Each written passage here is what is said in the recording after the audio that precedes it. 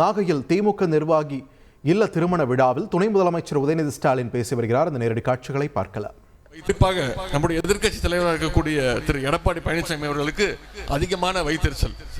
காலமெல்லாம் தமிழ்நாட்டுக்கு உழைத்த கலைஞருடைய பெயரை ஏன் எல்லா திட்டத்துக்கும் கலைஞர் பெயரை வைக்கிறீங்க அப்படின்னு அவருக்கு வைத்தறிச்சல். அதனால்தான் எப்படியாவது நம்முடைய கூட்டணி உடையாதா, ஏதாவது விரிசல் விழுந்துறதா என்று காத்து கிடக்கிறார்.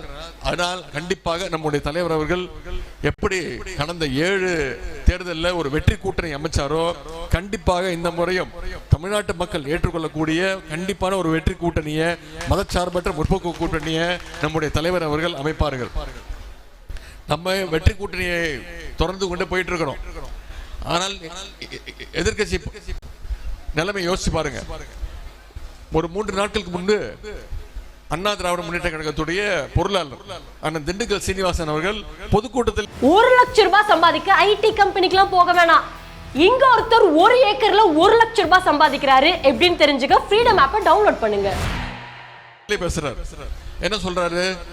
கூட்டணி கூப்பிடுறப்பா, ஆனா ஒருத்தர் 200 கோடி கேட்கறான், 20 சீட்டு கேட்கறான் இப்படின்னு பேரம் பேசிக்கிட்டு இருக்க கூட்டணி தான் நம்மளுக்கு எதிர்க்க இருக்கக்கூடிய கூட்டணி. ஆனா நம்முடைய கூட்டணி திமுக தலைமையிலான கூட்டணி வெற்றி கூட்டணி, கொள்கை கூட்டணி, அது எப்பவுமே மக்கள் ஏற்றுக்கொள்ளக்கூடிய கூட்டணி. எனவே இந்த கூட்டணி என்று தலைவர் அவர்கள் கழகத்தோட தலைவராக பொறுப்பேற்றாரோ அன்றிலிருந்து இன்றைக்கு வரைக்கும் அனைத்து தேர்தலையும் நம்முடைய கூட்டணி வெற்றி பெற்றிருக்கிறது.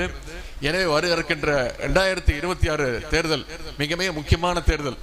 அந்த 2026 தேர்தலையும் எப்படி நாடாளுமன்ற தேர்தலில் தமிழ்நாட்டு மக்கள் 100% வெற்றியை நம்மளுடைய கூட்டணி கொடுத்தாங்க, நம்முடைய தலைவர் கொடுத்தாங்க, நம்முடைய திராவிட மாடல் அரசுக்கு கொடுத்தாங்க. 40